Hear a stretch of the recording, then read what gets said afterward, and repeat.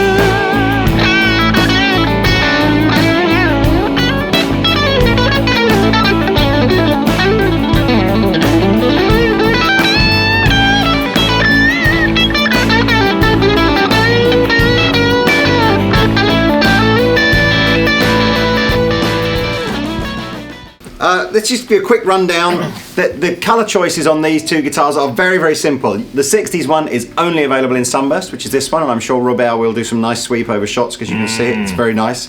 The 50s one is only available in Candy Red, which I think is stunning. The neck radiuses on these are 7 1/4 inch radiuses, so that's pretty much as curved as you're likely to get, very vintage sort of feel.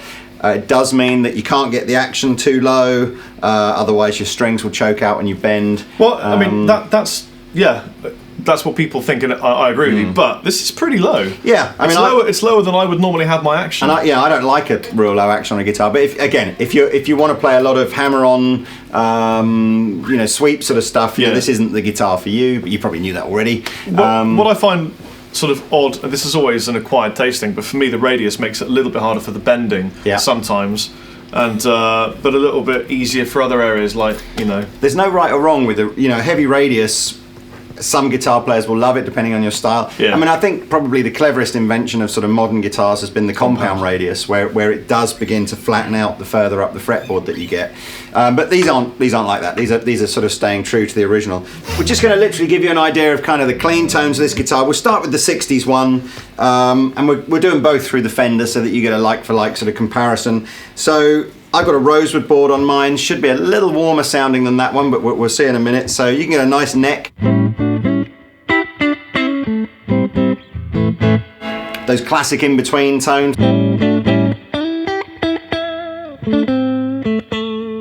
Middle pickup. Much brighter, you can hear. The middle and bridge. Nice poppy kind of sound. And then the harsh bridge. You want to get heard in a band. That Fender. You use that pickup. So let's just quickly whiz over and show you the red one. There you are, sir. Red one actually has a thinner feeling neck actually on it than with perhaps a little bit of a V profile down the back here. But same pickups again, so neck. It's bright. It's immediately definitely much brighter. Neck and middle.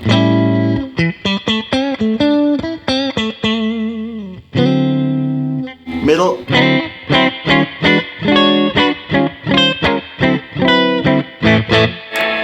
Back two. And again the fierce bridge.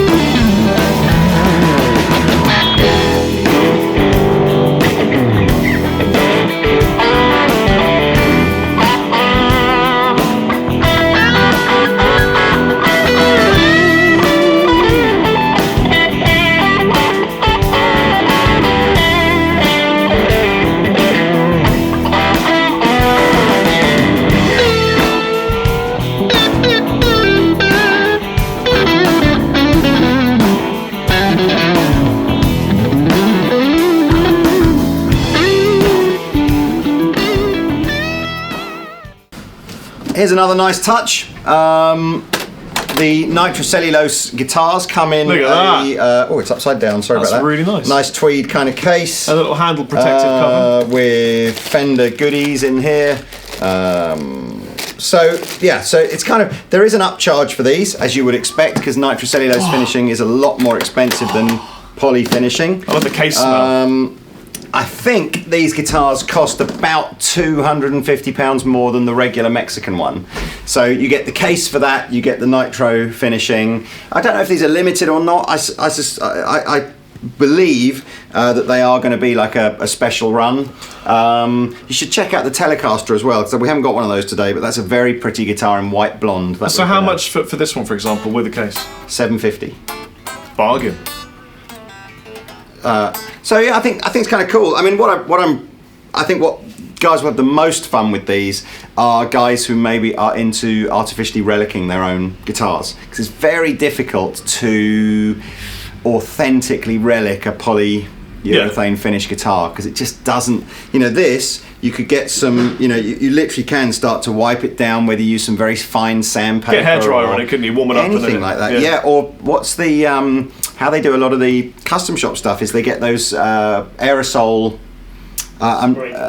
Was it? Spray dust. Yeah, like an aerosol spray duster. So the air that comes out is incredibly cold, and as you spray it over the lacquer, it actually begins to crack the lacquer. Really? Because what happens is the lacquer then shrinks as it becomes cold, and sort of crazy pave. And people will get things like. Thank you. People will get stuff like almost like old mugs of tea, not with any milk in them or anything like that, and begin to sort of rub that into the wood, and it kind of gives it that. Or just tobacco. gig it to death in pubs all around England or anywhere in the world, and do it some dues and earn your marks. Absolutely. Yes.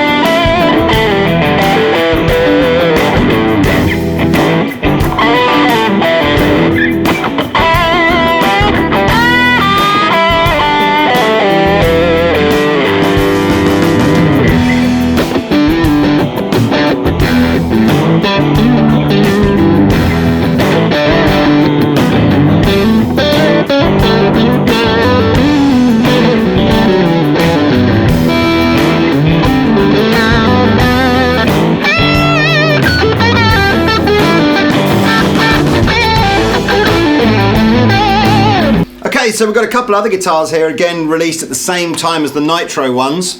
Again, I'm sure Rob will do some very pretty sort of sweeps here.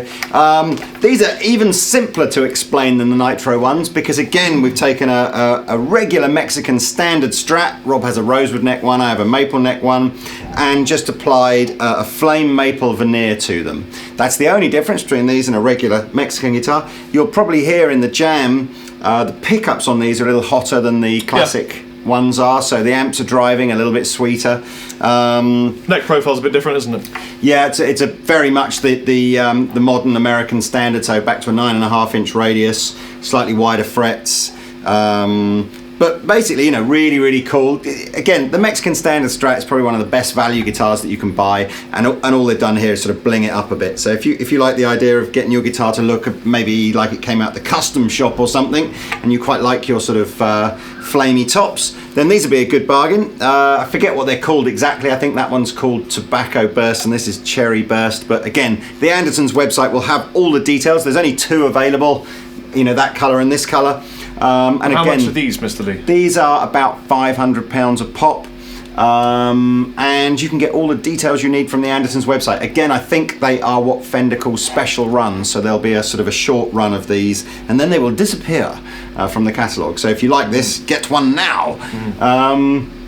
That's it really. Do you want to talk about the rig we've been using? Yes, I've been using the Orange Amplification Rockerverb 50 Combo. It's the new version of the Rockerverb 50, and it's got that creamy, saturated, lovely, glorious gain that I know and love, and then a really buttery clean channel. You can kind of push it into butter biscuit bass. Yeah, got a buttery biscuit bass. It's a buttery clean. And different reverb as well. Yeah, well, I'm not so keen on the reverb in this particular amp. It's kind of all or nothing. Orange use a very big reverb tray. Didn't used to. If you like big reverb, then that's great. Yeah, they never used to, but they do now. So we got a TC So I'm pedal. using the Hall of Fame, but it's a great amplifier, and you're using Hot Rod Deluxe. You know, sold thousands of these, so half you guys have probably got one of these. Yeah, Hot Rod Deluxe with the drive channel, just using the regular drive rather than more drive, and then my favourite sort of Fender-y type drive pedal, which is again backed off, so it's just layered up over the sort of the basic drive sound of the Fender, but that's the Love pedal. I love the way that on your pedal E6. It doesn't tell you what anything is. No, that's just 3 knobs and a white. I think, to be honest with you, I think that's a good thing, because I think sometimes if knobs tell you what they do, you have a predetermined idea of what you're going to like the sound of, and if knobs don't tell you what you do, the only way you can find a sound is just to turn them all up and down. Good and bad.